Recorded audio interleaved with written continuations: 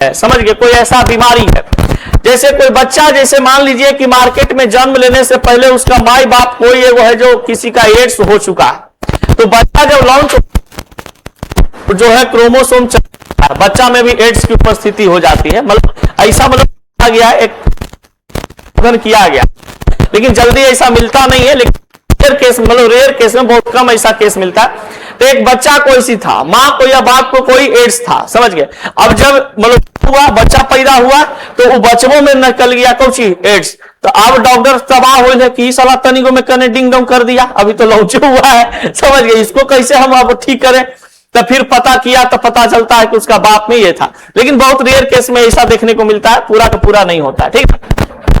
जन्मजात उपार्जित बंधता, जन्मजात उपार्जित बंधता कहने का मतलब है, कभी कभी आप देखे होंगे कि ऐसा देखने को मिलता है जनन संबंधी समस्याओं में कि अगर किसी लड़की का, मान लीजिए कि एक मां है और एक बाप है, इस मां बाप के मदद से, दोनों के हेल्प के मदद से लड़की पैदा हो गई, लड़की पैदा हो गई, 3-4 गो कोई लड़की है, समझ गए। अभी 3-4 गो लड़की है, कोई लड़का पैदा नहीं हुआ है, तो बहुत सारे लोग गलत मिथ बना लेते हैं कि हो सकता है कि इन दोनों के मदद से इसमें सिर्फ बेटी पैदा इसका हुई है, तो इस सबन के भी क्या होगा, बेटिए पैदा होगा, इसलिए जल्दी जितना ही ज्यादा बेटी रहती है ना, ओकरा से कोई लड़का ब्याह करने के लिए तैयार नहीं रहता है, क्योंकि उस प्रकार के जीन, उस प्रकार के सोम होते हैं जो बॉडी के अंदर में स्थित होता है।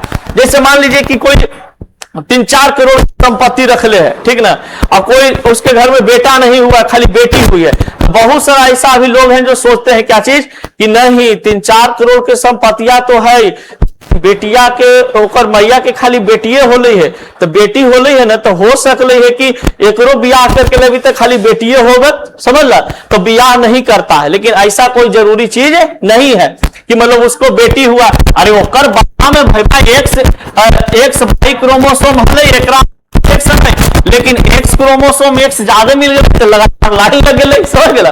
तो इस प्रकार से ऐसा होता है। अब मान लीजिए एकरा ब्याह कोई से करवैली, हो सकले कि एक्स वाई क्रोमोसोम में बाई रिएक्ट कर जाए, एकरा से लड़का पैदा हो जाए कि ना हो जाए। तो इस प्रकार से गलत मिथ होता है कि ये सब दिक्कत होते हैं। कुछ लोग को जन्मजात उपार्जित बांधता कहने का मतलब बांझपन जो होता है ना, कोई कोई एक्सेप्शनल है, बहुत से कम लोग होते हैं, लड़कियां या लड़का, जो बांझ होता है ना वो जन्मजात होता है। जन्मजात करने का मतलब कि उसके शरीर में अंडा से गायब रहता है, शुरू से पीरियड उरियड नहीं आता है लड़की उड़की को, या यूट्रस में प्रॉब्लम होता है, प्रोपियन ट्यूब में प्रॉब्लम होता है, वेजाइना में प्रॉब्लम होता है, जिस प्रकार से हो सकता है कि वो जन्मजात बांध रह जाए, यानी कि उसको बच्चा न लड़का जन्म लेना लड़की जन्म ले। तो इसको हम लोग कहते हैं बांझपन का शिकार होना। तो बांझपन शिकार होना यानी बांझपन होना जनन संबंधी समस्याएं से रिलेटेड होता है। कोई दिक्कत? नेक्स्ट पॉइंट देखिए आप, कन्या भ्रूण का अमान गर्भपात कराना।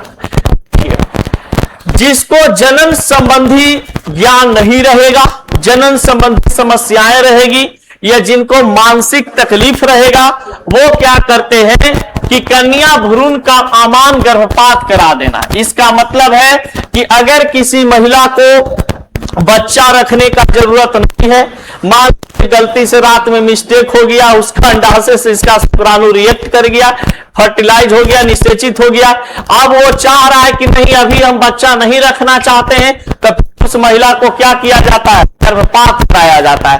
गर्भपात कराने का मतलब अबॉर्शन कराया जाता है। तो अबॉर्शन जब आप करवाते हैं तो बहुत ज्यादा दिक्कत होता है कन्या को, समझ गए। जो माँ होती है उसको बहुत बड़ा दिक्कत होता है। कभी कभी तो मान लीजिए कि अगर कोई महिला है 3 महीना के अंदर गर्भपात कराते हैं तब तो ठीक है, 3 महीना के पहले गर्भपात कराते हैं तब तो सही, लेकिन कभी कभी तो उसमें क्या होता है, बच्चा तो डेड होवे करता है और मां बढ़ जाती है। इसलिए कभी भी प्रेगनेंसी तो 3 महीना के पहले आपको, गलत चीज है, नहीं करवाना चाहिए। लेकिन अगर वैसा कुछ सिस्टम आता, आगे बताएंगे अबॉर्शन का नियम क्या है।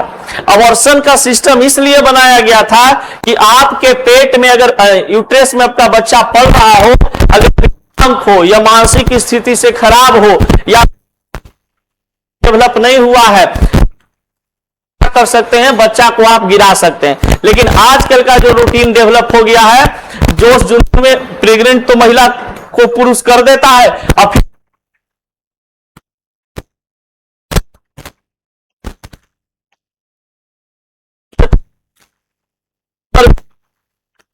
बच्चा तो फिर उसका डेड हो ही जाता। तो सबसे ज्यादा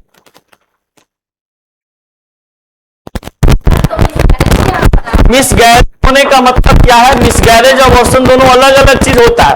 अबॉर्शन का मतलब हुआ मिसगैरेज कहने का मतलब होता कोई भारी सामान किसी भी अन्य वजह से में जो पल रहा होता है वो गलती से मर उड़ जाए, समझ गए? तो गलती से मर जाता है तो फिर करके या बाहर निकाल दिया जाता है, दवाई ववाई देकर उसको गला करके फिर योनि के रास्ता बाहर निकाल दिया जाता है, उसको बोलते हैं मिसगैरेज। जैसे मान लीजिए कोई महिला प्रेग्नेंट है, उसको भारी सामान नहीं उठाना है, समझ गया, उठा ली, बाल्टी उठा ली, कुछ ऐसे भारी चीज उठा ली, सीढ़ी पर से गिर उड़ गई या कहीं जा रही है गिर उड़ गई तो बच्चा डेड हो गया अंदर, उसको मिसगैरेज बोलते हैं। एबॉर्शन का मतलब होता है कि जानबूझकर उसको मारना, ठीक ना। अब देखिए शिक्षा से रिलेटेड सतमा छठा में लड़की पढ़ी, 10 फिर साइंस पढ़वे नहीं, अब उसको पूरा नॉलेज है, इस सब चीज के बारे में है ये नहीं है। अब क्या होता है, कम होने के कारण तो परेशानी आगे होता है। जैसे कि 12 क्लास में बच्चा या बच्ची बायोलॉजी पढ़ ली, बीएससी ग्रेजुएशन में की, वहां पे फिजियोलॉजी पढ़ ली या मेडिकल की पढ़ाई कर ली, अपना बात तो वो समझ रही है कि हमको कब क्या करना है नहीं करना है, समझ गए। और यही सब चीज लोगों को पता नहीं होता है तो बाद में उनको समस्या होती है। तो कहा जाता है कि बालिकाओं में माध्यमिक शिक्षा कम होना। अभी भी देखिए बहुत सारे ऐसे बच्चे होते हैं जो पढ़ाई लिखाई 10वां के बाद छोड़ देते हैं, 12 के बाद पढ़ाई छोड़ देते हैं। नहीं, पढ़ाई होना चाहिए, शिक्षा आपको ग्रहण करते रहना चाहिए, ठीक ना। कि शिक्षा ग्रहण करने से आपको बहुत फायदा मिलता है। फिर कहा जाता है कि कम उम्र में विवाह हो जाना, अब कम उम्र में विवाह होता है, लड़का बुतरू भी प्रजनन हो जाएंगे, हो जाएगा। फिर अनिवार्यता रूप से गर्भपात, 15 से 19 वर्ष की महिलाओं की मृत्यु। मान लीजिए कोई महिला का पीरियड आ गया 12, लड़की कम उम्र में उसको शादी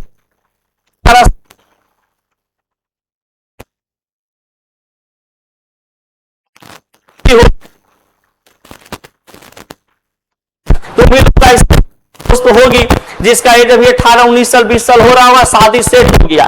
शादी सेट हो गया होगा तो देखिएगा क्या होता है, खान पान बढ़िया नहीं मिलना, शरीर कमजोर होने के कारण बच्चा भी जरा सा कमजोर पैदा होता है। प्लस है क्या चीज कि उनके शरीर में बहुत ज्यादा दिक्कत का सामना भी करना पड़ता है, हेल्थ वगैरह का भी इशू रहता है। हाँ, खान पान सही है, उस प्रकार की मैच्योरिटी उनका बॉडी के अंदर में है तो कोई दिक्कत नहीं होता है। लेकिन कम एज के लड़की से भी शादी नहीं करना चाहिए। मान लीजिए कोई लड़का का एज बहुत ज्यादा है और देखते हैं कि बहुत एज डिफरेंस वाला से शादी कर लेता है, समझिए 15 साल 20 साल 18 साल इस प्रकार, तो इतना भी एज डिफरेंस सही नहीं होता है, ठीक ना।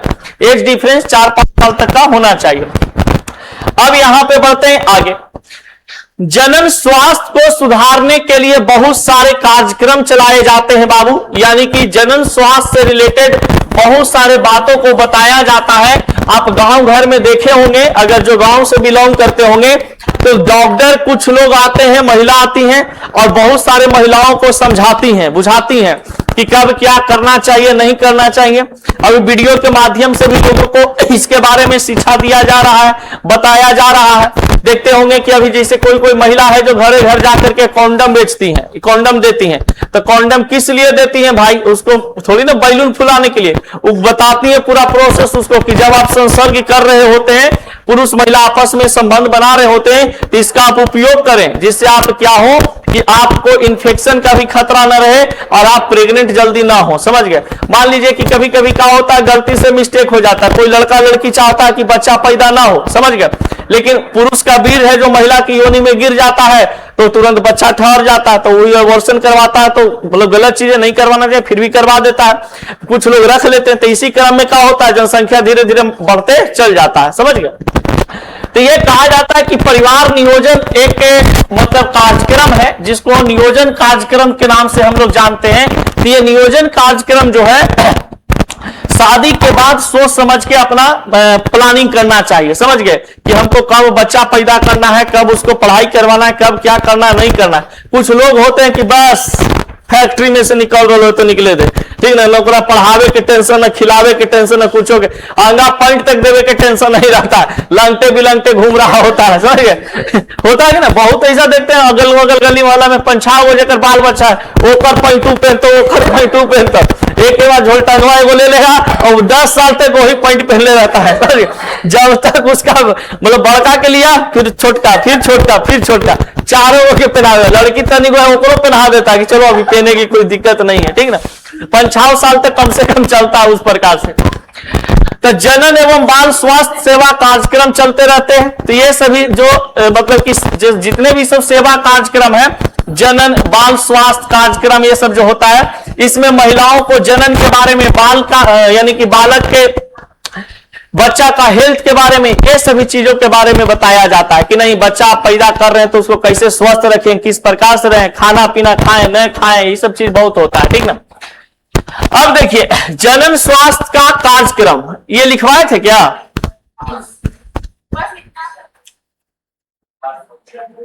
अच्छा हाँ, देखिए जनन स्वास्थ्य कार्यक्रम के उद्देश्य।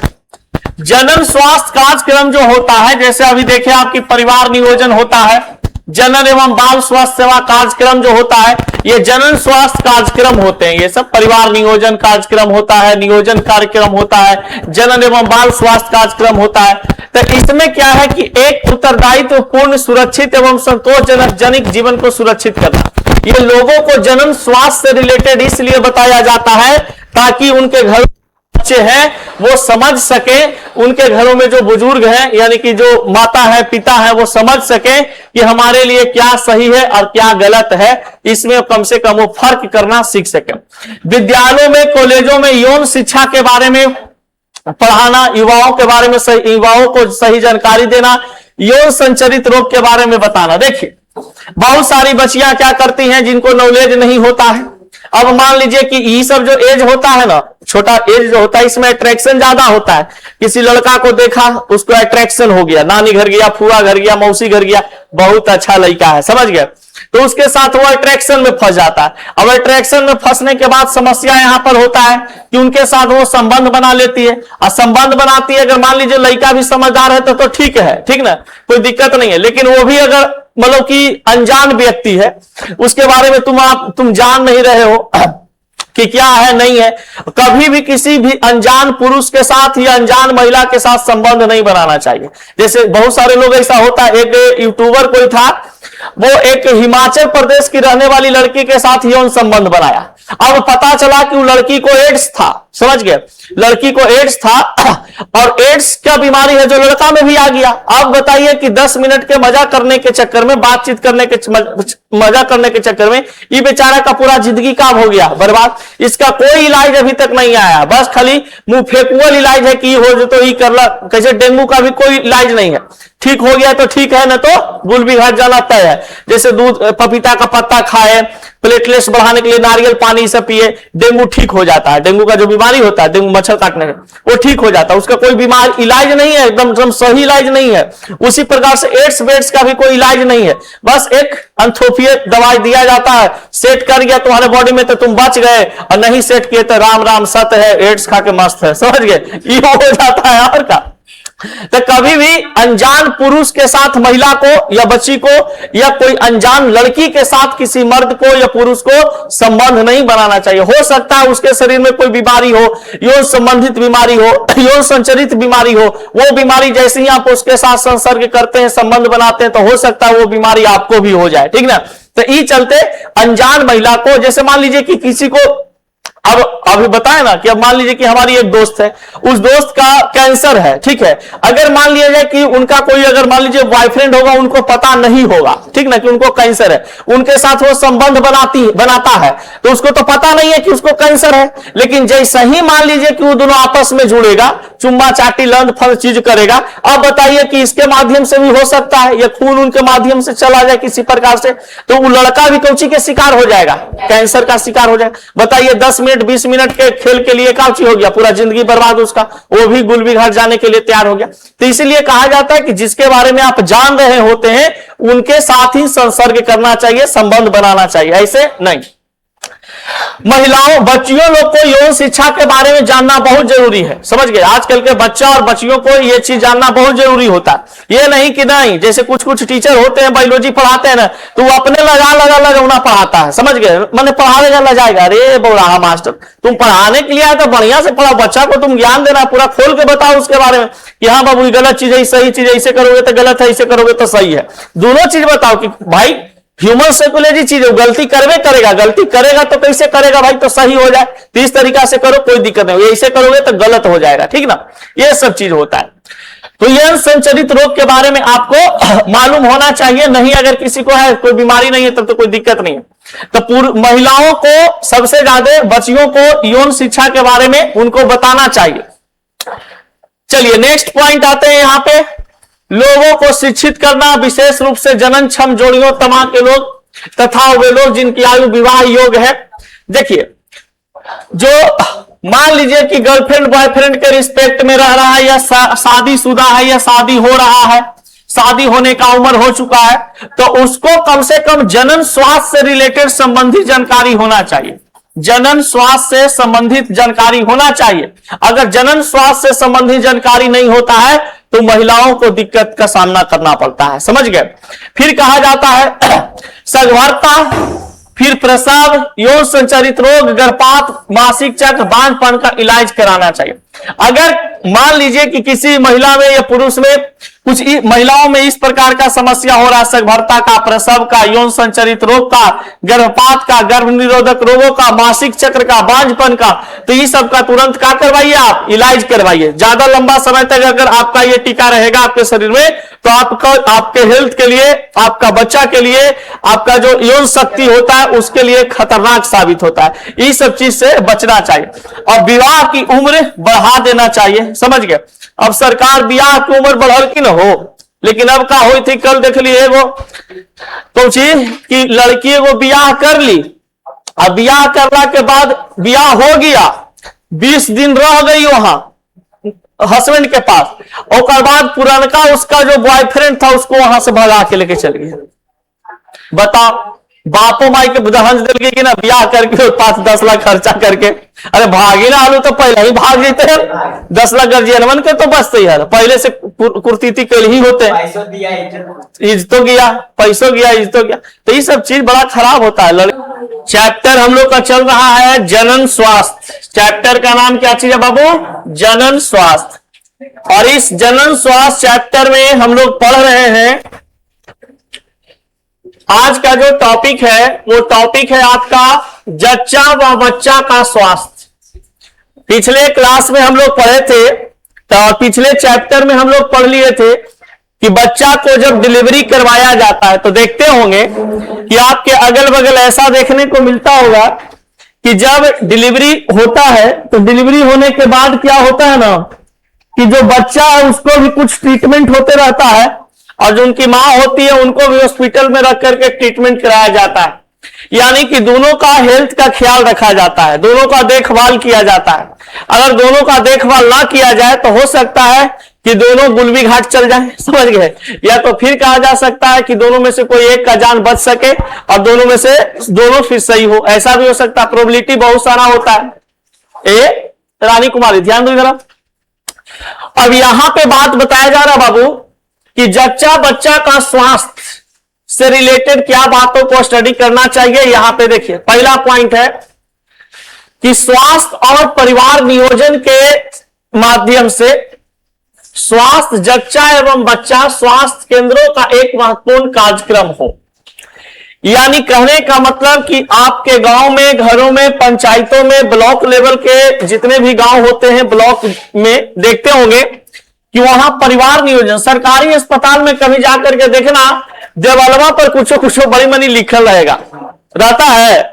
इसका मतलब बहुत सारा ऐसी जानकारी होती है जो जनता को बताया जाता है कि आप इसका लाभ उठा सकते हैं। लेकिन बहुत सारे चीज ऐसे हैं कि मतलब कुछ ऐसे लाभ भी हैं कि अगर कोई महिला का उस हॉस्पिटल में, सरकारी अस्पताल में बच्चा होता है तो उसको सरकार 2000 महीना पैसा देती है, समझ गए। बच्चा को खाने पीने के लिए, माँ जब माँ बनती है वो औरत, तो उसको खाने पीने के लिए सरकार क्या देती है? पैसा देती है। एक योजना होता है। तो यही परिवार नियोजन के अंतर्गत कहा जाता है कि सभी बातों को अध्ययन करना चाहिए, पता होना चाहिए, इसका जानकारी होना चाहिए। स्वास्थ्य जच्चा और बच्चा स्वास्थ्य केंद्रों के लिए एक महत्वपूर्ण योगदान माना जाता है, क्योंकि ये सभी जानकारी जो है आपको कहां मिल जाएगा? स्वास्थ्य केंद्र पर, हॉस्पिटल में, समझ गए। अब बताया जाता है जच्चा बच्चा से रिलेटेड यहां पे एक और बात कि जितने भी स्वास्थ्य केंद्र होते हैं, स्वास्थ्य केंद्र गर्भवती माताओं को आवश्यकता सूचनाएं, नीति प्रदान करते हैं, जिससे वो गर्भावस्था में एवं प्रसव के पश्चात शिशु की देखभाल उचित ढंग से कर सके। गांव घर में जो आशा दीदी होती है, वो आशा दीदी का काम होता है कि बच्चा जब कोई महिला का पेट में ठहरता है, गर्भाशय में ठहरता है, तो वहां से हॉस्पिटल ले जाना, चेकअप करवाना, बच्चा का हेल्थ, जच्चा का हेल्थ, ये दोनों को देखभाल करने का काम किसको दिया गया है? आशा दीदी को, समझ गए। ये क्या करती हैं? आपके पंचायत में आशा बहुत सारी होती है, हर गांव में एक दो रहते हैं, समझ गए, एक रहते हैं। तो इससे क्या होता है कि उस गांव का पूरा, जैसे किसी भी मतलब किस प्रकार का बच्चा से रिलेटेड समस्या हो रहा है, पेट में, जैसे मान लो कोई महिला प्रेग्नेंट है, उसको पेट में बड़ी दर्द हो रहा है, तो पेट में दर्द हो रहा है तो वो महिला को अस्पताल ले जाएंगी, वहां पर इलाज करवा के वो लाएंगी, समझ गए। इस तरह का पूरा देखभाल जच्चा बच्चा का करने का वो उनका जिम्मेवारी होता है। फिर कहा जाता है जब महिला गर्भावस्था में रहती है तो गर्भावस्था में रहते समय उनको अत्यधिक पोषक भोजन की जरूरत पड़ती है, अधिक पोषक वाला। जैसे मान लीजिए कि कोई महिला प्रेग्नेंट है तो उसको कैल्शियम का भरपूर मात्रा में भोजन लेना चाहिए, जिस पदार्थ में कैल्शियम उपस्थित हो, लोहा उपस्थित हो। अब लोहा के मतलब रड नहीं होता कि रड चिबावे लगेंगे, समझ गए। कोई बुढ़वक महिला को बोल दीजिएगा कि लोहा खाना है आपको, समझ गए, तो रड चिबाना शुरू कर देगी, समझ गए। बहुत सारी ऐसी महिला होती है प्रेगनेंसी में, देखिएगा मट्टी ढेर खाती है, समझ गए। जैसे जरल का चूल्हा उल्हा के मटिया नहीं रहता है, तब मट्टी खाती है, समझ गए। ढेर प्रेग्नेंट औरत रहती है, गुटखा खाती है, मतलब उसको कोई भी स्वाद अगर बढ़िया लग गया एक बार मुंह में ना, घर के एकदम धुकरे रहेगी, समझ गए। तो ऐसा देखने को मिलता है, समझ गए। तो गर्भावस्था में महिला को अत्यधिक पोषक तत्व वाला भोजन करना चाहिए, जिससे क्या होता है कि बच्चा और जच्चा दोनों का हेल्थ अच्छा रहता है। और कोई महिला है प्रेग्नेंट है, हमारे एकदम खा रहे एकदम छनौआ चीज, समझ गए, तेल पर चीज, मोमो, चाउमीन, बर्गर, इन्हें उन्हें पूरा पार्टी सार्टी करिए, दारू पी रही है, समझ गए, तो दिक्कत कर देता है, समझ गए। मान लीजिए कि कोई महिला है पियकड़ी, समझ गया, जैसे मर्दाना पीता है उसको पियकड़ कहते हैं। अब कोई पियकड़ी औरत रहे दारू पीने वाली, समझ गए, इन्हें तो कम बिहार में रहता है, यूपी में जाइएगा तो जरा मिलेगा, मुंबई में जाइएगा तो बहुत ज्यादा मिलेगा, दिल्ली में भी कुछ लोग मिलते हैं, पियकड़ी औरत रहती है, पियकड़ी।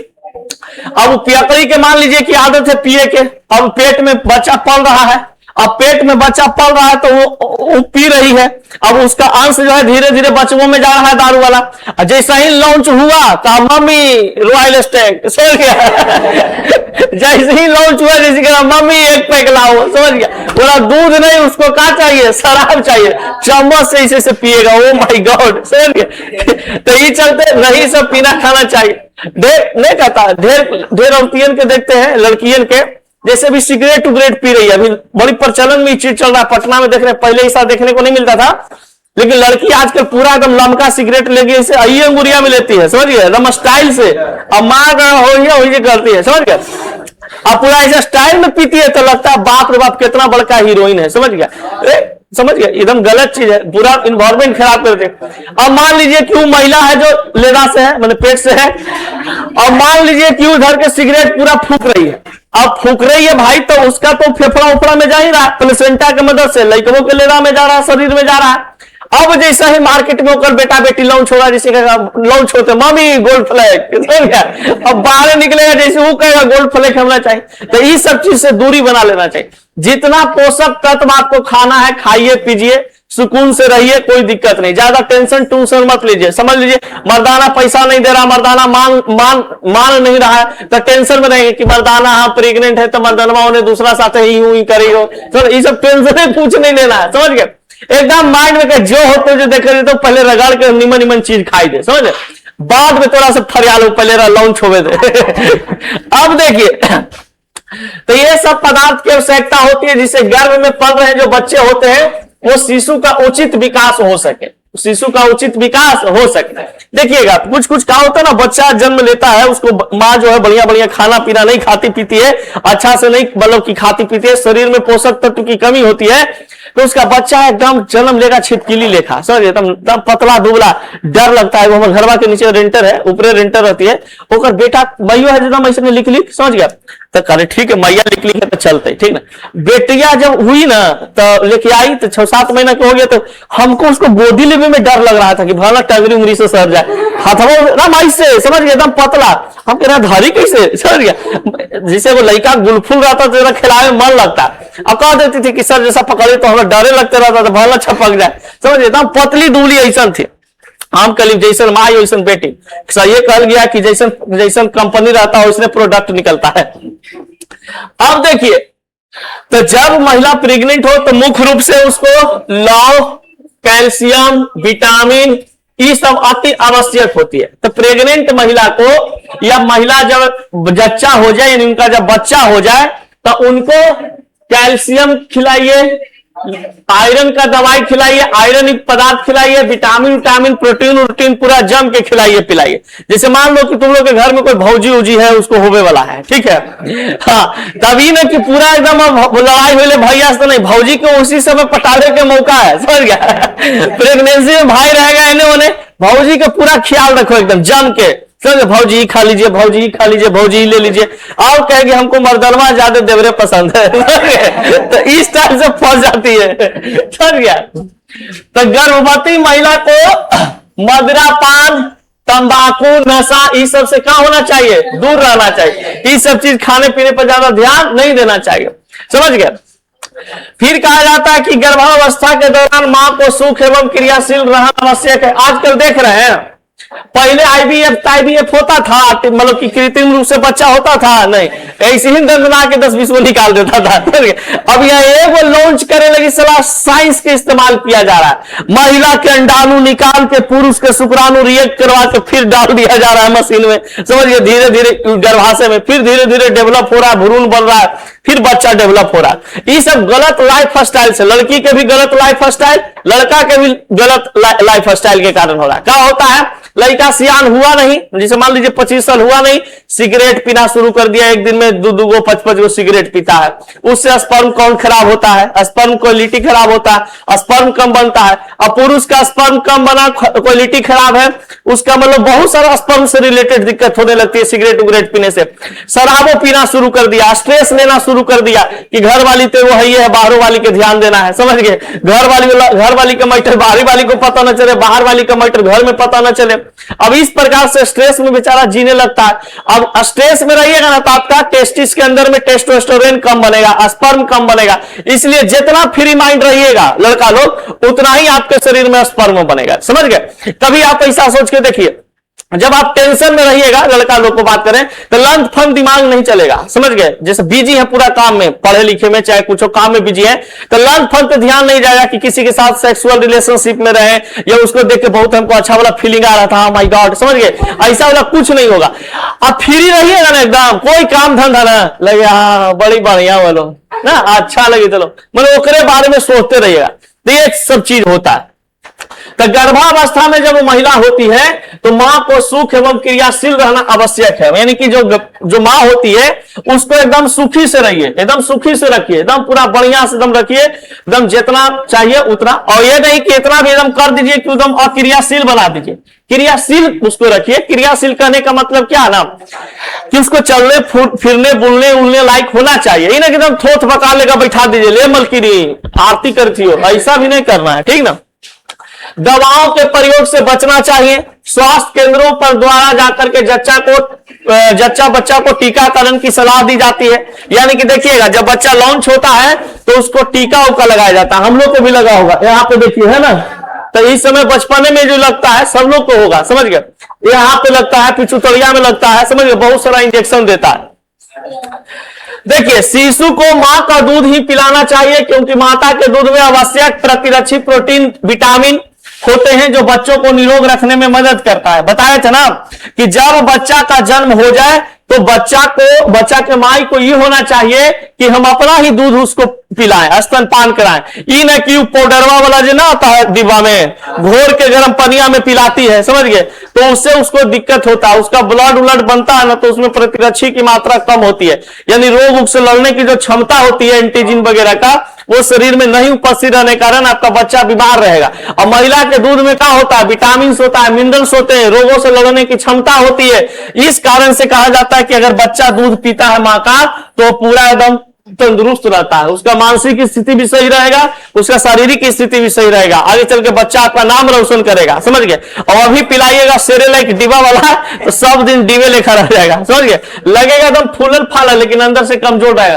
तनी सो सर्दी गर्म ठंडा गर्म मौसम टकराया, लड़का के तुरंत नेटा चूना शुरू हो जाएगा, समझ गए। इस प्रकार से खांसी उसी हो जाएगा, तुम परेशान हो गए दवाइयां खिलाते खिलाते। इसलिए मां का दूध जो होता है बहुत ही जरूरी होता है, और मां का दूध अगर नहीं पिलाइएगा तो फिर बहुत दिक्कत है। मां का दूध पिलाना बहुत अनिवार्य है। लेकिन आजकल के मॉडर्न दुनिया में क्या हो गया है, जैसे मान लीजिए गांव देहात की लड़की है, औरत है, तो कोतना लेके नहीं चलती है, लेकिन जो फैशन टेक्नोलॉजी से जुड़ल है, पूरा एकदम ओम डिंग डाउन एकदम रह रही है, समझ गए। तो वो जो है स्तनपान अपना बच्चा को नहीं कराती है, समझ गए। काहे के लिए, क्योंकि उसका स्तन ढीला हो जाएगा तो लटक जाएगा, उनका फिगर देखने में खराब लगने लगेगा। अब फिगर देखने में खराब लगने लगेगा तो कोई लड़कियां है जो उस पर लाइन नहीं मारेगा, किसी को वो पटा नहीं सकती है। ये चलते हुए क्या करती है, लड़का के दूधे नहीं पिलाती है कि नहीं हमारा फिगर भाई रहना चाहिए, लड़का कुछ हो जाए इसको तो फिर दोबारा लॉन्च कर लेंगे, लेकिन इसको सही होना चाहिए, ठीक ना। तो ये सब मॉडर्न महिला आजकल दिक्कत कर देती है, समझ गए। लेकिन ये सब नहीं होना चाहिए, ठीक ना। बच्चा है तब आप है, समझ गए, और आप है तो बच्चा है। देखिए, जनसंख्या वृद्धि का होता है, पॉपुलेशन। देखिए, इतना कहा जाता है कि जनसंख्या वृद्धि में भारत रिकॉर्ड तोड़ दिया कि मत कहिए। जैसे जैसे कहा जाता है ना कि भारत देश जब आजाद हुआ तो आधुनिक जीवन व्यवस्था में अनेक सुविधाओं के कारण जनसंख्या वृद्धि प्रभावित होते हैं। 1990 में, यानी कि आजादी से पहले हमारा देश में जनसंख्या कितना था, 2 अरब, समझ गए। यह तेजी से बढ़ करके कितना हो गया, 600 मिलियन, यानी 6 अरब। आई 6,000 ना, 6,000 मिलियन लिखा हो, नहीं 6,000 नहीं है, 6 मिलियन होगा। 2000 ईस्वी में 2 अरब, 100 करोड़ में 1 अरब ना होता है जी, ना तो मिस्टेक लगता है कहीं पे लग रहा है। रुको तो, स्वतंत्रता प्राप्ति से 35 करोड़, हाँ देखो सही आ रहा है। देखिए यही वाला पॉइंट है। जब भारत स्वतंत्र हुआ तो जब आजादी के पहले की बात करते हैं तो इस समय मान लीजिए कि जनसंख्या कुछ इस प्रकार से था।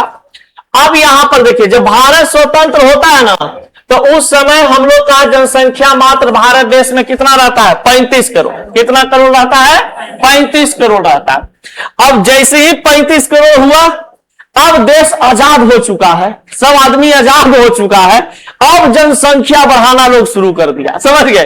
अब देखिए, जनसंख्या बढ़ाना शुरू किया तो 2000 ईस्वी में तुरंत जनसंख्या कर दिया कितना, 1 अरब। कितना हो गया, 1 अरब। इस प्रकार से बताइए कि अभी जो जनसंख्या है वर्तमान में कितना है, 140 करोड़। 100 कितना, 40 करोड़। 140 करोड़ अभी जनता मतलब कि भारत में रह रहे हैं, जनसंख्या है। बताइए, भारत को आजाद करवाया सब नेता उता मिल करके, जितना महान पुरुष थी कि सब देश को आगे बढ़ावेगा, समझ गया।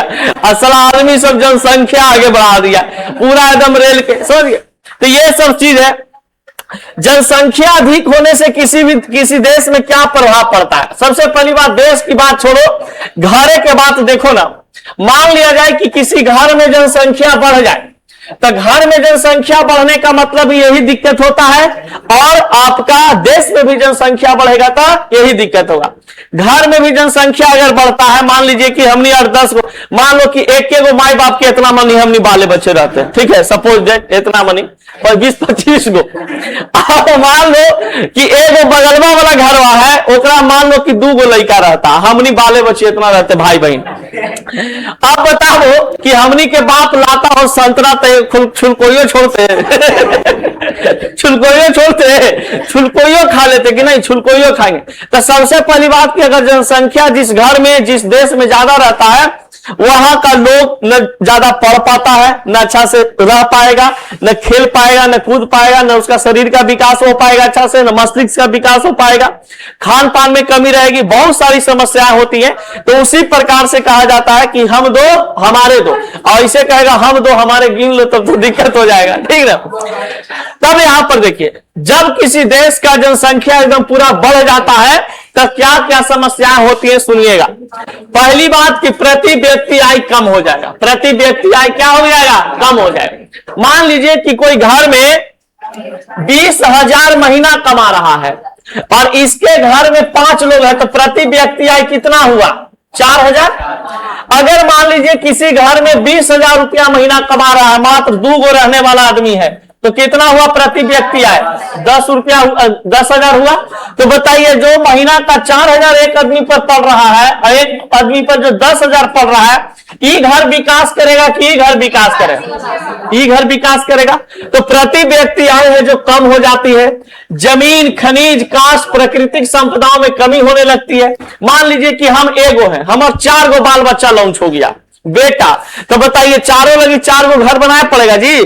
जे जमीन पर अब खेती हम करवा रहे थे, उस जमीन पर कहेंगे ना हो, खेती बाद में होगा, अगर आप घर उठाओ, छौड़ा के ब्याह कर लगी है, ठीक ना। तो उस प्रकार से क्या होगा, अब घर उठाने के लिए हमारा जमीन बर्बाद होगा, खनिज बर्बाद होगा, मटेरियल, सीमेंट, छड़, बारू सब लगेगा। कास्ट कहने का मतलब हुआ कि एक बाउंड्री वगैरह जो होता है उसमें सब इंक्लूड हो जाते हैं। फिर कहा जाता है प्राकृतिक संपदाओं की कमी आ जाएगी। अब जो हमारा खेत में अनाज उपज रहा था वो अब कौची है, उसमें घर बना हुआ है। तो खेत में घर बनाइएगा तो अनाज कहां से लाइएगा, खा पाइएगा क्या चीज, कुछ नहीं। तो ये सब चीज होता है। दिन प्रतिदिन जनसाधारण स्वास्थ्य खराब होता जाएगा, यानी कि अगर आपका देश में संख्या ज्यादा हो जाता है तो आपका देश में बीमारी उमारी बहुत ज्यादा पनपने लगेगा। जैसे मान लीजिए हम ही लोग घर में बहुत सारा लोग रह रहे हैं, 10-20 गो, कभी ओकर तबियत खराब 2,000 लगलो, कभी ओकर तबियत खराब 2,000 लगलो, उठ पे हो पहले 50,000 महीना का सला हर महीना 2,000 अथिये में जाए तो गिन लो, इतना बनी है, समस्या हो जाएगा। तो इस प्रकार से कहा जाता है कि स्वास्थ्य खराब हो जाता है, स्वास्थ्य पर भी असर पड़ता है।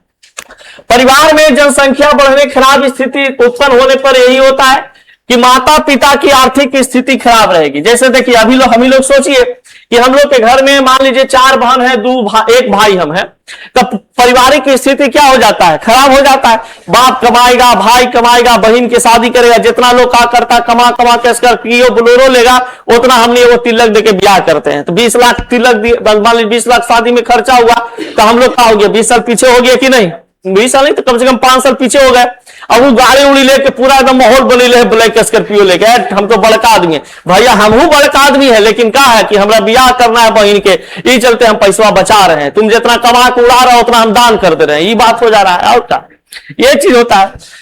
तो ज्यादा जनसंख्या रहने पर आपका परिवार का स्थिति खराब होगा, समझिए, आपका बच्चा का स्थिति खराब होगा, आपका पेरेंट्स जो होंगे उनका भी स्थिति खराब होगा। स्थिति खराब करने का मतलब शारीरिक रूप से, मस्तिष्क रूप से, भौतिक रूप से, रासायनिक रूप से, सभी तरीका से स्थिति डैमेज रहेगा, समझ गए ना। इसलिए कहा जाता है कि हम दो हमारे दो, बच्चा जितना कम रहेगा उतना ही आपके लिए सही रहेगा और आपके बच्चों को पोषक तत्व की मात्रा अधिक से अधिक मिलेगा, समझ गए।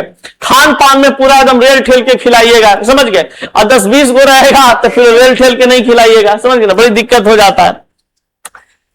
अब देखिए यहां पे कहा जाता है बाबू जनसंख्या विस्फोट किसे कहते हैं। देखिए जनसंख्या विस्फोट कहने का मतलब है कि पूरा विश्व की बात यहां पे कर रहा है। तो विश्व में अगर हम बात करते हैं, पूरा जनसंख्या विस्फोट जो है भारत में थोड़ी ना हो रहा है, पूरा विश्व में जनसंख्या बढ़ रहा है। तो देखिए आधुनिक समय में विश्व की जनसंख्या 2 व्यक्ति प्रति सेकंड या 2 लाख व्यक्ति प्रतिदिन या 60 लाख व्यक्ति प्रति माह, लगभग 7 करोड़ व्यक्ति प्रति वर्ष के हिसाब से बढ़ रहे हैं। जनसंख्या के इस तीव्र वृद्धि को क्या कहते हैं? जनसंख्या विस्फोट कहते हैं। यानी कि एक सेकंड में 2 बच्चा लॉन्च हो जाता है पूरा इस पृथ्वी पर। फिर कहा जाता है कि प्रति मिनट, प्रतिदिन की अगर हम बात करें तो प्रतिदिन कितना, प्रतिदिन आपका कम से कम हो जाता है 2 लाख व्यक्ति प्रतिदिन या 60 लाख व्यक्ति प्रति माह। अच्छा हाँ, तो बताइए कि 2 लाख प्रतिदिन यानी कि एक दिन की अगर हम बात करें 24 घंटा में कितना बाल बच्चा पैदा होता है इस पृथ्वी पर? 2 लाख लॉन्च होता है। बताइए एक दिन में।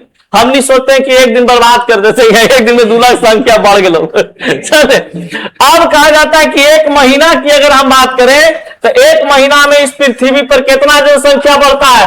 60 लाख। समझ गए? फिर कहा जाता है कि अगर इसी प्रकार से प्रति वर्ष जिस हिसाब से जनसंख्या बढ़ रहा है तो मान लीजिए कि कितना जनसंख्या बढ़ेगा। एक महीना में 60 लाख आदमी है जो मतलब कि लॉन्च होता है। इसमें कुछ मरता भी होगा, कुछ बचता भी होगा, मतलब कुछ बच्चा जन्म लिया तो मर भी गया। आगे पढ़ाएंगे मृत्यु दर और जन्म दर दोनों में डिफरेंस। तो बताइए एक सेकंड में 2 गो बच्चा, अभी हम 2-4-5 सेकंड हुआ ना कहीं हो गया होगा। समझ गया? अब बताइए तो इस प्रकार से जब जनसंख्या आपका बढ़ रहा है इसका मतलब क्या है? विस्फोट जनसंख्या हो रहा है। क्या हो रहा है? विस्फोट जनसंख्या। तो जनसंख्या विस्फोट से क्या समझते हैं? तो कहिएगा कि आधुनिक समय में जिस रफ्तार से लइकन लॉन्च हो रहा है, समझ गए, उसी को हम लोग कहते हैं क्या चीज? जनसंख्या विस्फोट। बाकी बना के लिखना है आपका यहां वाला, ठीक ना? ये तो हम अपना थॉट वाला भाषा बता दी। आबादी में वृद्धि, आबादी में वृद्धि क्या होता है वो समझिए। किसी भी क्षेत्र विशेष में एक निश्चित अवधि में बढ़ी हुई आबादी जनसंख्या को जनसंख्या वृद्धि कहा जाता है। मान लीजिए कि दानापुर है, दानापुर एक विशेष क्षेत्र हो गया, नाम ले लिए दानापुर, एक विशेष क्षेत्र हो गया। अब इस क्षेत्र में देखा गया कि 2025 की बात करते हैं तो 2025 में मान लीजिए वो रिस्पेक्टिव वैल्यू लेते हैं 12 लाख कि 2025 में कितना था? 12 लाख जनसंख्या। और मान लीजिए कि 2026 अंत होते होते जनसंख्या की अगर बात करें तो इसमें अगर कर दें कि 16 लाख हो जाता है। कितना जनता हो जाता है? 16 लाख जनसंख्या हो जाता है। तो बताइए कि एक साल में कितना जनसंख्या बढ़ गया? 4 लाख। 4 लाख ना बढ़ा, 16 लाख बढ़ जाता है। पहले 12 लाख था, अब कितना हो गया? 16 लाख। यानी कि दानापुर में आबादी कितना बढ़ा? 4 लाख आबादी बढ़ा। इस हिसाब से हम कहते हैं किसी विशेष क्षेत्र में एक अवधि काल में, तो अवधि काल हमारे पास कितना रहा? 1 साल। तो 1 साल में जो जनसंख्या बढ़ता है उसको हम कहते हैं आबादी में वृद्धि। कोई दिक्कत? चलिए, किसी विशेष क्षेत्र में अगर ऐसा बोला जाए कि मान लीजिए दानापुर में कल ये भी एग्जांपल दिए थे आप लोग को, लगता है समझाने समय, दानापुर या पटना, पूरा पटना की अगर बात करें, पटना जिला में, तो मान लीजिए 12 लाख लोग यहां पे अभी हैं और आने वाला समय में 2026 के बाद 2027, 28, 29 में जनगणना अगर हम लोग करते हैं तो 2-3 साल में पता चलता है कि 3-4 लाख बच्चा की संख्या बढ़ गया है। तो बच्चा की संख्या 3-4 लाख बढ़ा है, इसका मतलब है कि वहां पर कुछ बच्चे हैं जो जन्म लिए हैं, उनका जन्म दर है, यानी कि बर्थ रेट की बात किया जाता है। तो बर्थ रेट जो होता है, जन्म दर जो होता है, किसी क्षेत्र में एक निश्चित समय अवधि में मानव द्वारा जन्मे गए शिशुओं की औसतन संख्या को क्या कहते हैं? मानव जन्म दर कहते हैं। देखिए किसी क्षेत्र में, यानी किसी क्षेत्र कहने का मतलब कोई भाग, ठीक है, निश्चित समय अवधि में, यानी कि 2 साल, 3 साल, 4 साल, 5 साल, 1 साल, 6 महीना, ये सब क्या हो जाता है? निश्चित समय अवधि है। मानव द्वारा जन्मे, यानी कि जो पुरुष महिला है इसके द्वारा जो शिशुओं का जन्म हो रहा है उसी की संख्या को, औसतन संख्या को हम क्या कह देते हैं? मानव जन्म दर कह देते हैं। तो यहां पर क्वेश्चन आपका आता है ये 2 नंबर में कि मानव जन्म दर किसे कहते हैं? मानव जन्म दर किसे कहते हैं? तो आपको सबसे पहले डिफिनेशन लिख देना है कि किसी क्षेत्र में एक निश्चित समय अवधि में मानव द्वारा जन्मे गए शिशुओं की औसतन संख्या को क्या कहते हैं? मानव जन्म दर कहते हैं।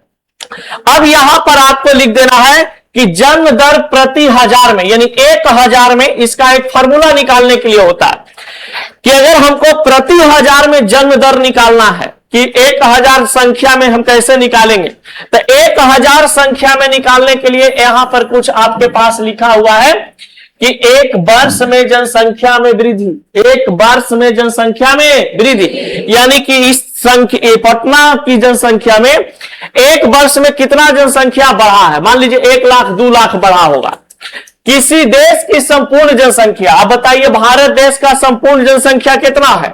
140 करोड़, तो 140 करोड़, तो ये जो एक वर्ष में जनसंख्या में वृद्धि हुआ, तो मान लीजिए कि 2 लाख, 2 लाख, इकाई दाई सैकड़ा हजार दर्जन लाख।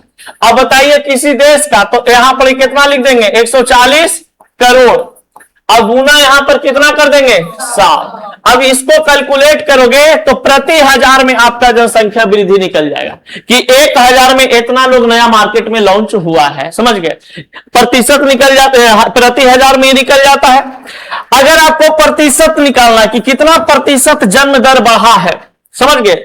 मान लीजिए कि 2 लाख बढ़ा, 2 लाख जनसंख्या बढ़ गया है, तो 2 लाख जनसंख्या कितना प्रतिशत के बराबर होगा यहां पर, तो उसके लिए यहां पे फॉर्मूला निकालने के लिए बताया है उस वर्ष में जनसंख्या में वृद्धि, उस वर्ष में, यानी कि मान लीजिए कि 2026 से 2027 हुआ, तो पहले वाला जनसंख्या, उस वर्ष में जनसंख्या में वृद्धि, किस वर्ष में इतना लोग बढ़ा, किसी देश की संपूर्ण जनसंख्या यानी 1,40,00,000, अब गुना फिर कौची करेंगे? 100।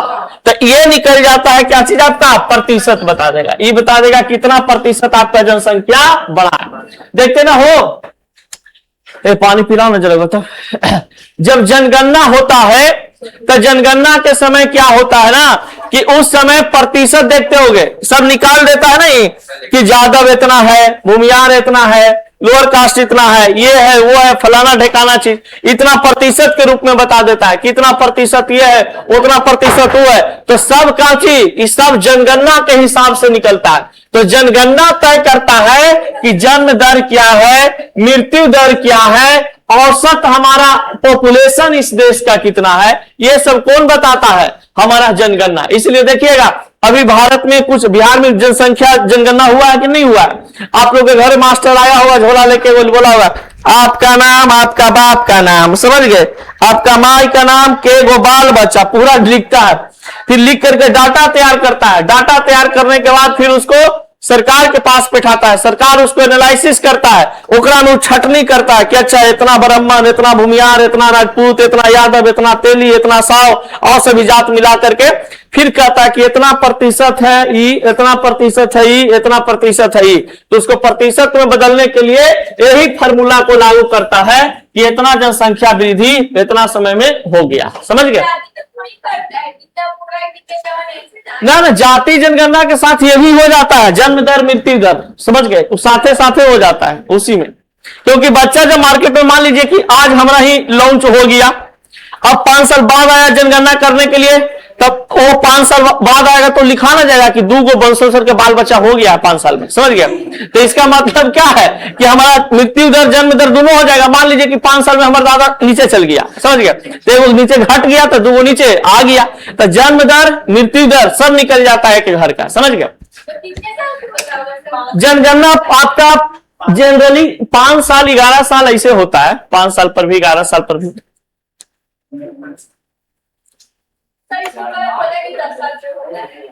वही 10-11 साल।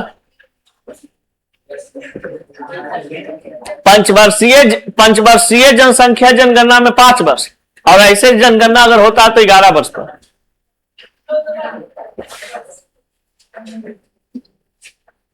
है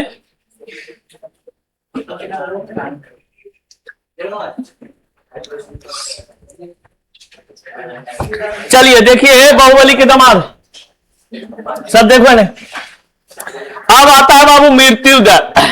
मृत्यु दर कहने का मतलब आपको पता है कि जितना इंसान जन्म लेता है तो सब पृथ्वी पर अगर रुकल रह जाता तो पृथ्वी पर इतना भार बढ़ जाता पाप का, पुण्य का, समझ गए, कि दिक्कत हो जाता। सोचिए, सोचने वाली बात है कि अगर इंसान जन्म लेता और बुढ़ापा में जाकर के चुपचाप रह जाता है इसी, अब उस उम्र में नहीं करेगा। तो सोचने वाली बात है कि पूरा पृथ्वी बुढ़ापा से भर जाता नहीं, खाली जहां देखते जहां, मान लीजिए हमने के परदादा छरदादा दरदादा जगले रहते अभी तक, समझ गए, समझ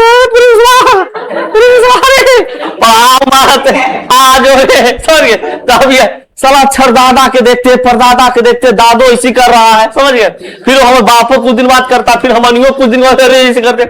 बताइए मरता अगर नहीं तो ये दुनिया बैलेंस होता जी? बाप रे बड़ी कष्ट होता है। घर में अगर एगो दूगो बूढ़ा बुजुर्ग दादा उदा होंगे, मान लीजिए पूरा एकदम ढिबरी बर्ता लेके जाने वाला, तो लगता होगा मने मन काहे कोई ना चाहना, लेकिन अंदर अंदर सबके लगता है कि जल्दी चल जाए, समझ गया। हाँ, और देखिएगा बूढ़ा बुजुर्ग पे सब लोग चिल्लाने लगता है। बूढ़ा जो होता है ना लोग, वो एकदम बच्चा की तरह ट्रीट करने लगता है, समझ गया।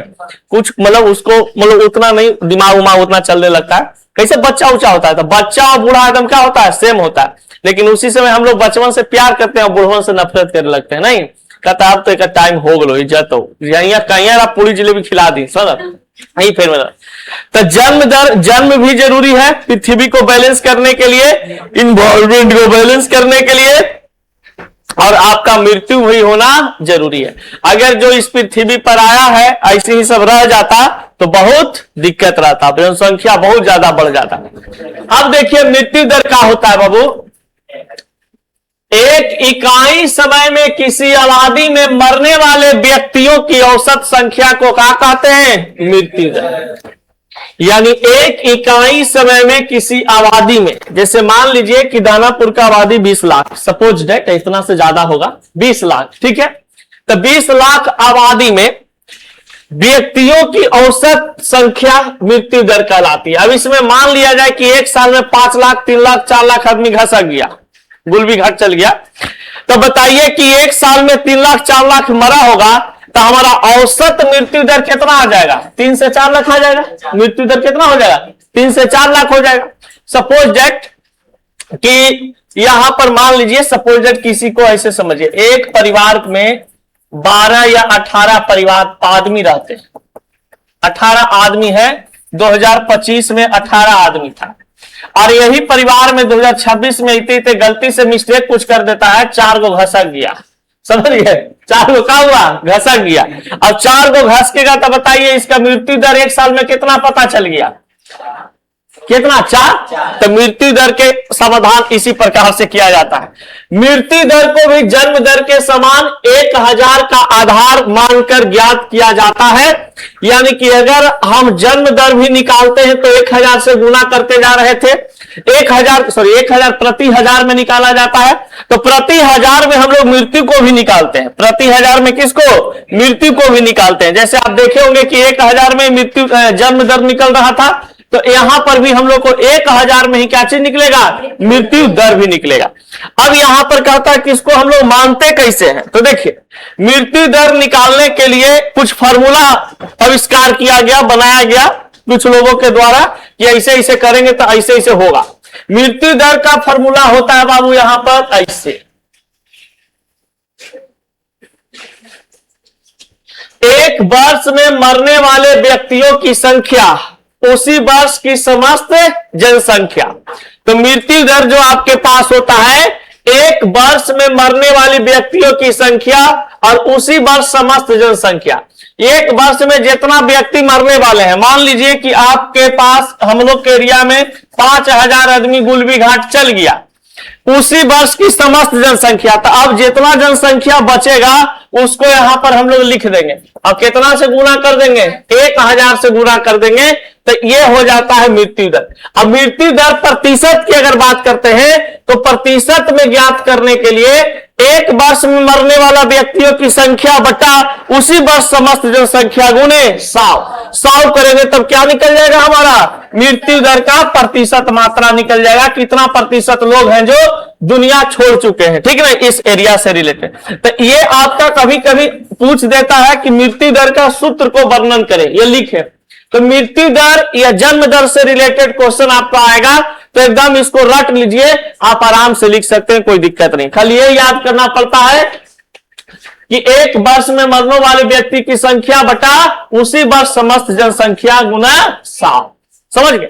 तो ये दो पॉइंट है जो आपको जरा सा याद करना पड़ेगा, जन्म दर और मृत्यु दर। अब आता है बाबू लिंग अनुपात, सेक्स रेशियो। ये लिंग अनुपात का ही समझिए। जैसे बताइए कि कुछ व्यक्ति जन्म ले रहा है तो कुछ व्यक्ति मर भी तो रहा है, तो भैया उसमें क्या चीज है कि कुछ संख्या बढ़ जाता है, कुछ संख्या घट जाता है। अब पुरुष का संख्या बढ़ जाएगा, जनसंख्या मान लो महिला का कम हो जाए। कभी कभी क्या होता है किसी किसी राज्य में कि पुरुष का जनसंख्या कम है और महिला लेडीज की संख्या ज्यादा है। तो ये सब कैसे पता चलता है? लिंग अनुपात से। तो लिंग अनुपात में क्या होता है समझिएगा। लिंग अनुपात में बताता है कि प्रति 1000 पुरुषों की तुलना में स्त्रियों की संख्या को लिंग अनुपात कहते हैं। प्रति 1000, जैसे यहां पर देखिए 1000 मान लीजिए कि हमारे पास पुरुष है और यहां पर मान लीजिए कि 923 स्त्री है। 923 क्या है? स्त्री है। तो इन दोनों में अंतर कितना है बाबू? 7 और ये बचा 9 में से 2 गया 7, इतने ना आएगा जी 77। तो 77 स्त्री कम है, 77 स्त्री का है कम है। यानी कि लिंग अनुपात में पता चला कि पुरुष की जनसंख्या 1000 तो स्त्री की जनसंख्या कितना? 923 लगभग बता रहे हैं अभी। तो इसके अनुपात को हम लोग क्या कहते हैं? लिंग अनुपात कहते हैं। तो प्रति 1000 पुरुषों की तुलना में स्त्रियों की जो संख्या होती है उसको हम लोग कहते हैं लिंग अनुपात। एक बार फिर से बोलिएगा, प्रति 1000 पुरुषों की तुलना में स्त्रियों की संख्या को लिंग अनुपात कहते हैं। प्रति 1000 पुरुषों की तुलना में स्त्रियों की संख्या को लिंग अनुपात कहते हैं।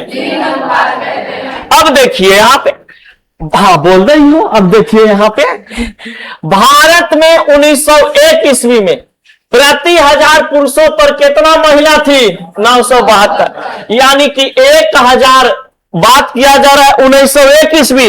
देश जब हमारा क्या चीज था? गुलाम। समझ गया? आजाद नहीं था उस समय, आजाद नहीं था, गुलाम था। तो 1901 ईस्वी में 1000 पुरुष पर कितना महिला रहती थी? 972, इतना जनसंख्या। 1991 जब हमारा देश आजाद हो गया तो उस समय कहा गया कि 929। 1000 में कितना हो गया? 929। 2001 में जब जनगणना किया गया तो पता चला कि 933। फिर जब पता चलता है कि 2011 में ये आंकड़ा आता है सामने कि जो लड़कियों की संख्या स्त्रियों की संख्या है वो कितना बन जाता है? 940। पहले था ज्यादा, फिर हुआ आपका कम, फिर हुआ आपका ज्यादा, फिर हुआ आपका ठीक। बताइए उस समय 1000 पुरुष जो रहता था उसको 972। अब पूछो ऐसा जो है जैसे कहा होता है ना कि देखिए जैसे कुछ बाबा बन गया, कुछ कहा कि हम बियाह नहीं करेंगे, समझ गए, तो पूरा हो जाता था। अभी तो आने वाला समय में और वो हो जाएगा। हमारे दो जो मैटर चल रहा है ना, इसमें क्या हो रहा है कि लड़की लोग आगे चल के शादी नहीं करेगी, समझ गए। लड़कों नहीं शादी करेगा और लड़कियों नहीं शादी करेगी। आगे शादी एक ऐसा समय आएगा कि शादी ब्याह एकदम रस्म खत्म हो जाएगा हम लोग के यहाँ, समझ गए। पूरा मतलब शादी ब्याह कोई, हाँ शादी भी है कुछ जैसे अमेरिका में सब कुछ सब ऐसे रहता है। बेटा बेटी सियान हो गया 17-18 साल के, माई बाप भी छोड़ दिया जेकरा साथे रह लगी हो रहा, समझ गए। लेकिन यहाँ हम लोग के पास ऐसा भी सिस्टम नहीं आया। लेकिन धीरे धीरे आने वाला समय में हम लोग का जो बाल बच्चा आएगा ना वो हमनी से पूछेगा नहीं, समझ गया। जैसे मान लो हमनी के बाल बच्चा उसी रेशियो में उसी जनरेशन का रहेगा तो 4-5 साल का गैप रहेगा, तो हमनी के जो बाल बच्चा आएगा वो कहेगा ना भाई बुढ़वा बुढ़िया से कुछ 5वें क्लास से सेटिंग कर लेगा, 8वां क्लास में साइड, समझ गए। और 12 क्लास जीते कमाना शुरू, अपन परिवार बसाना शुरू, समझ गए। मतलब अपने दुनिया में कुछ नहीं देख रहे होगे। अभी जो छोटा छोटा लड़कन पढ़ता है 7वां 8वां में, उहू समझ के गर्लफ्रेंड बॉयफ्रेंड रहता है, समझ गया। तो निकले लड़कन क्यों? अरे हमारे वो क्लास के लड़की स्कूलवा में गए, कंप्लेन आया, मार थाप के हौंक दिए, समझ गए। 3 क्लास की 4 क्लास की लड़की थी, समझ गए। अब 4 क्लास के लड़का और दोनों ने पानी पी रहा है पानी पी रहा, पानी पी रहा स्कूल में। तो हम बैठल रहते नहीं, हम घूम रहे थे, तो तुम इन्हें कुछ करा जी? तो नहीं सर। फिर रिया से पूछे, हम तो जाते नहीं। तो कल रिया रिया बताओ ये दोनों का कुछ मैटर चलता है? तो भैया हमको भी कुछ ऐसा लगता है। कल की लाओ डंडा, तो डंटा लाई। हम कहे कि तुम दोनों क्लास में पढ़ने आता है कि सब लंथन करने आता है?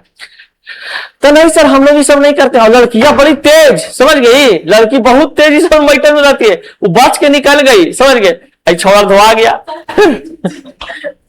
समझ गए, तो ये सब चीज होता है। तो देखिए 2011 में जब जनगणना हुआ, तो 2011 में जब जनगणना हुआ ना, तो पता चलता है कि 1000 पुरुष है, उसके तुलना में कितना 940। ऑब्जेक्टिव क्वेश्चन में यही आपका आता है।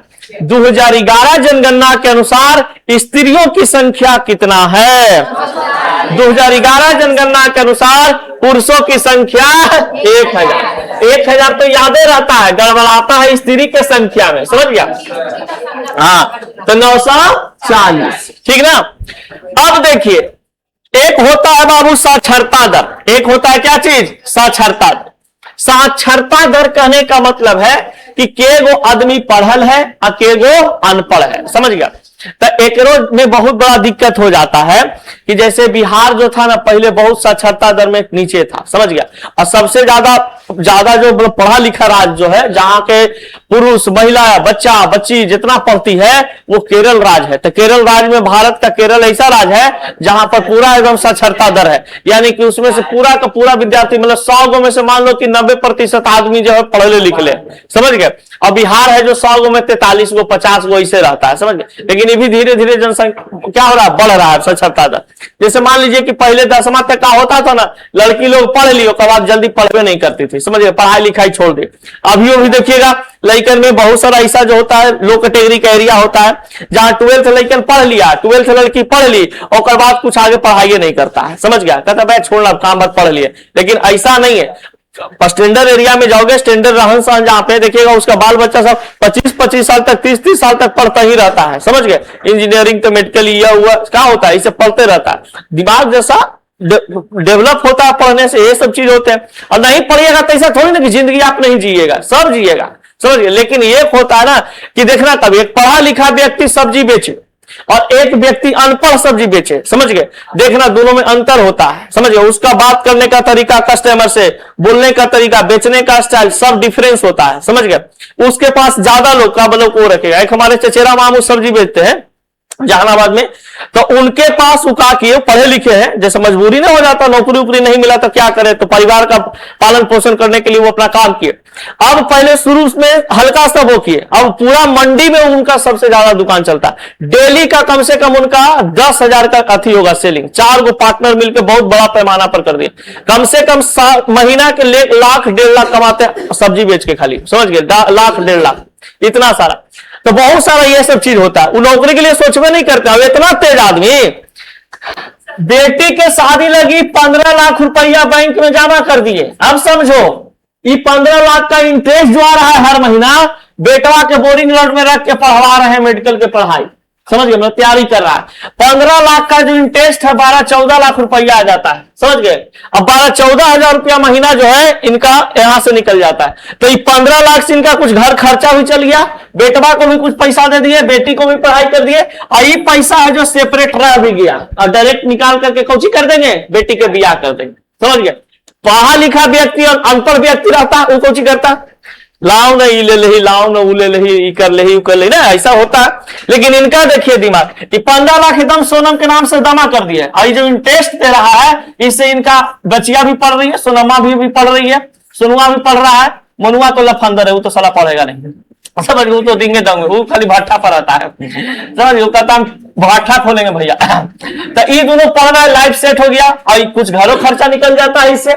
अब क्या हुआ कि जो बचल है इससे निकल गया, जो पैसा वो कमा रहे हैं, जो अपना और जमा हो रहा है। तो पढ़ा लिखा व्यक्ति जो है एक अलग टाइप से बिजनेस करता है, एक अनपढ़ व्यक्ति है जो बहुत अलग टाइप से बिजनेस करता है। और जितना उनके पास सब्जी लेने जाएगा ना, सब शिक्षित व्यक्ति जाता है। मतलब देखते हैं, गए सब्जी उब्जी लेने के लिए अभी, तो पूरा एकदम सब पिल्ले ओल्ले बढ़िया बढ़िया जो महिला लोग होती है, पुरुष होता है, वो आकर के वेट करता है। ऐसा नहीं कि भीड़ है तो निकल जाएगा, डुमन जी दीजिए ना, डुमन जी दीजिए ना, ऐसे कर करके मतलब लेता है, रुकता है। मतलब उनका बिहेवियर उस प्रकार से बहुत अच्छा का बात। तो बिजनेस कोई भी हो, समझिए, छोटा या बड़ा कोई दिक्कत नहीं है, रुपया आना चाहिए, समझ गए? अब मान लो कि हम मास्टर है, ये 5,000 कमाई थी, कहा लेंगे हम 10 रुपए किलो, 10 रुपए किलो।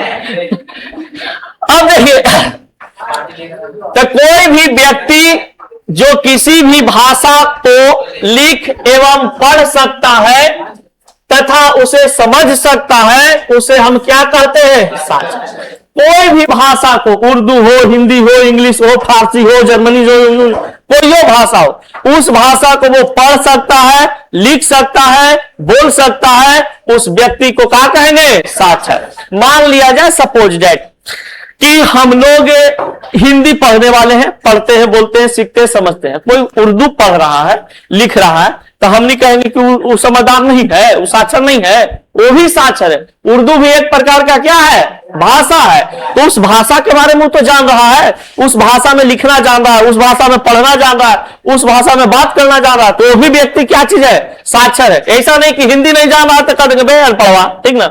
ऐसा नहीं होता।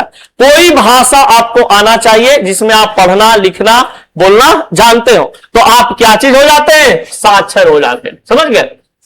2011 के जनगणना के अनुसार भारत की साक्षरता दर 70% यानी लगभग 70% है, जिसमें पुरुष जो है कितना प्रतिशत? 82, और स्त्री 65।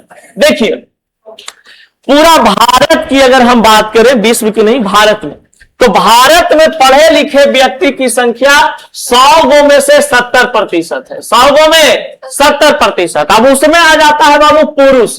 तो पुरुष जो है, पुरुष 100 गो पुरुष में से 82 गो पुरुष पढ़ा लिखा है, और स्त्री की बात करते हैं तो 100 गो स्त्री में से 65 गो स्त्री पढ़ी लिखी है। जैसे मान लो इधर 100 गो बच्ची है, सपोज डेट वाली कोई एरिया में 100 गो महिला रह रही है, तो 100 गो महिला के बीच में 65 गो महिलाएं जो पढ़ी लिखी है, बाकी अनपढ़ है, उसको मतलब उतना पढ़ने लिखने का नॉलेज नहीं है, नाम पता ये सब लिखने नहीं आता है। और पुरुष की अगर हम बात करते हैं 100 गो में, तो 100 गो पुरुष में से 82 गो ऐसा पुरुष है जो पढ़ना लिखना जानता है, काम है काम, ऐसे करके पढ़ लेता है, लिख लेता है, सिग्नेचर कर देता है। तो ये सब चीज याद रखना है कि 2011 के जनगणना के अनुसार भारत की साक्षरता दर कितना? 70%, जिसमें पुरुष का कितना है? 82%, और स्त्री कितना है? 65%। ठीक ना? फिर देखिए बाबू, 2011 के अनुसार, जनगणना के अनुसार केरल में सबसे ज्यादा साक्षरता दर मिलता है। केरल में क्या मिलता है? सबसे ज्यादा साक्षरता दर मिलता है। केरल एक ऐसा राज्य है जहां पर कहा जाता है कि 80-85% अकेले वहां महिला पुरुष जो है क्या साक्षर है। समझ गए? अब तो और बढ़ गया होगा, इधर जो जनगणना अभी बिहार में हुआ उधर हुआ होगा, तो मान लिया जाए कि उसका जनसंख्या और बढ़कर के आ गया होगा, 90%, 90+ पार कर गया होगा। तो भारत में केरल एक ऐसा राज्य है जिसके पास जनसंख्या साक्षरता दर क्या है? सबसे अधिक है। ठीक ना? और बिहार, उत्तर प्रदेश, इस कौची है? सबसे कम है। और रंगदारी वाला गाना सबसे ज्यादा कहां बजेगा? बिहार या यूपी में। समझ गया? तो जहां जो लोग पढ़ा लिखल है वो सब रंगदारी फंगदारी में विश्वास नहीं करता, वो लोग अपना काम पर विश्वास करता है। अभी देखिए हम लोग के पास क्या है, कोई भी रामनवमी हो, चाहे हिंदू का पर्व हो चाहे मुसलमान का पर्व हो, देखिएगा जो पढ़ा लिखा मुसलमान होगा, शिक्षित मुसलमान होगा, उसको कभी नहीं आप देखे हुए पूरा बढ़िया दाढ़ी उड़ी एकदम अथी कैले है, बढ़ैले है, मोच कटवैले है, धोती पहन, अथी को उसको लुंगी पहनले है, मतलब होता ना है उस पर एकदम साधारण तरीका से बढ़िया से तुमको दिखाई देगा। समझ गए? कोई भी मुस्लिम पढ़ा लिखा मुस्लिम को देखिए, हाँ नमाज उमाज पढ़ेगा, अपना जाएगा आएगा, वो अलग चीज है, लेकिन अपना अच्छा से रहता है। समझ गए? अब देखिएगा हिंदू धर्म में जो भी बुढ़वन उड़वन है वो सब ज्यादा एकदम वो होता है। और पढ़ा लिखा जो व्यक्ति है, अनपढ़ जो व्यक्ति रहेगा धर्म के प्रति पूरा का पूरा रहता है, एकदम एकदम रहेगा, यही भगवान है, सब चीजें यही है, लेकिन इतना भी नहीं होना चाहिए। ठीक ना? कोई भी धर्म के लोग हो, अभी हिंदू को लड़का फोन किया है वहां से सऊदी अरबिया से, समझ गए? वीडियो देखता था, तो सऊदी अरबिया से कल वो लड़का फोन किया, तो वो कह रहा कि सर हम लोग का जो जीवन यहाँ है ना, कहीं यहाँ मुंगेर जिला का लड़का है, बिहार का ही, वहां काम उम करता है, तो कह रहा है सर हम लोग का यहाँ तो आ गए 2029 तक उसको वहां रहना है, कुछ उसका लिखाता है कि कब से कब तक, हाँ कब से कब तक रहना है। तो बोल रहा था कि सर 2029 तक हम लोग यहाँ रहेंगे, जिस कंपनी के माध्यम से आए हैं। कह रहा सर हम लोग को डेली डर लग रहा है, अभी लड़ाई जितना चल रहा है ना, मतलब पूरा एकदम लड़ाकू विमान तक की मिसाइल उसाइल इधर उधर पास होते रहता है, समझ गए। लेकिन क्या चीज है कि हम लोग को वीडियो बनाने के लिए मना कर दिया, वीडियो नहीं बना सकते हैं, न कहीं सोशल मीडिया पर आप डाल सकते हैं। अगर गलती से पुलिस आपका मोबाइल चेक किया, मोबाइल में अगर आपका निकल गया तो आप जानते हैं कि दुबई का कानून कितना खतरनाक होता है, समझ गए। पानी तक नसीब नहीं होने देता है, इतना भयंकर उसका कानून है। तो उसी को कल बोले हैं कि बाबू सैफ खान जरा से सब मत करिएगा, समझ गए। ये ना कि वीडियो यहां पे ठा दिए भारत में कोई को, तो भाई तो पूरा उसका आईपी एड्रेस से निकल जाता है कि पहले वीडियो कहां से रिकॉर्ड किया गया है। पकड़ा जाओगे गलती से तो सब जीवन बर्बाद कर देगा। सऊदी अरबिया वाला है, किसी का नहीं सुनता। यहाँ ऊंट बिलाई के तो छोड़वे नहीं करता है सब, समझ गए। और आदमी को छोड़ेगा, लेग पीस बना के खा जाएगा, समझ गया। तो ये सब चीज तो बोला हाँ सर, तो हम तो बस कमाने गए हैं, कमाइए, ये सब फिर में मत रहे। दुनिया में कौन लड़ रहा है, कौन बच रहा है, कौन मर रहा है। आप परिवार छोड़ के गए तो अपना पढ़ाई अति पर ध्यान दीजिए, कमाई पर ध्यान दीजिए। चलिए आगे बढ़ते हैं, नेक्स्ट क्लास पढ़ेंगे हम लोग जनसंख्या वृद्धि रोकने का उपाय, ठीक ना, कि जनसंख्या जो इतना बढ़ रहा है उसको कैसे कंट्रोल किया जा सके।